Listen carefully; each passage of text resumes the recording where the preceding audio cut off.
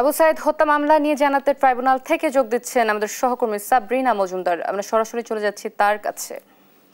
সাবরিনা, ট্রাইব্যুনালের সর্বশেষ কি তথ্য রয়েছে আপনার কাছে আমাদের জানাবেন।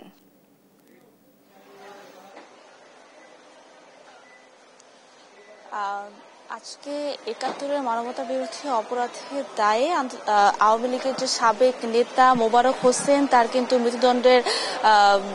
মৃত্যুদণ্ডের যে রায় ছিল সেটি কিন্তু বাতিল করে দিয়েছেন আপিল বিভাগ, অর্থাৎ ট্রাইব্যুনালের রায়ও বাতিল করে দেওয়া হয়েছে। এবং এই রায়ে যে মোবারক হোসেনের যে রায়ের মধ্যে ছিল সেটি হচ্ছে সে ব্রাহ্মণবাড়িয়ায় কিন্তু রাজাকার বাহিনীর সদস্য ছিলেন এবং সেখানে তার বিরুদ্ধে ৫টি অভিযোগ আনা হয়েছে এবং একটিতে মৃত্যুদণ্ডাদেশ এবং একটিতে যাবজ্জীবন কারাদণ্ড দিয়ে আন্তর্জাতিক অপরাধ ট্রাইব্যুনাল কিন্তু রায় দেওয়া হয়েছিল। এবং এটির এখানে মৃত্যুদণ্ডাদেশের বিরুদ্ধেই তিনি পরে এই শুনানি চলতে থাকে এবং এই শুনানি ৮ জুলাই থেকে শুরু হয় এবং আজকে কিন্তু আপিল বিভাগ আসলে এই মৃত্যুদণ্ডাদেশ তার বিরুদ্ধে যেটি কিন্তু বাতিল করে দিয়েছেন, ট্রাইব্যুনালের রায়ও বাতিল করে দিয়েছে।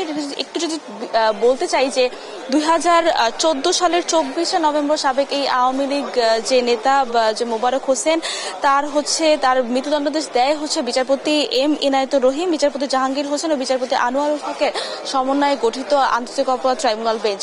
তো এখন যেহেতু খালাস দিয়ে দিয়েছেন এবং পরবর্তীতে আমরা এই আইনজীবীদের সাথে কথা বলি এবং তারা যেটি জানিয়েছেন যে তার এই মোবারক হোসেনের পক্ষে আইনজীবী যিনি ছিলেন তিনি এস এম শাহজাহান, তিনি এই রায়ে সন্তুষ্ট প্রকাশ করেছেন। তো এই ছিল সর্বশেষ খবর হাইকোর্ট থেকে। অতসী।